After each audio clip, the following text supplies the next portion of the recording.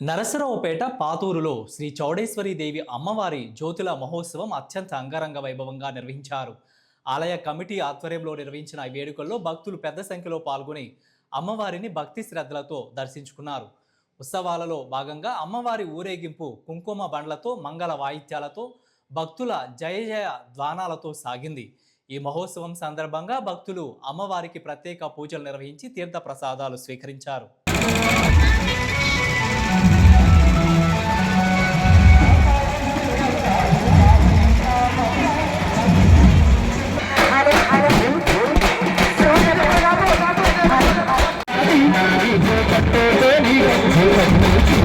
Nani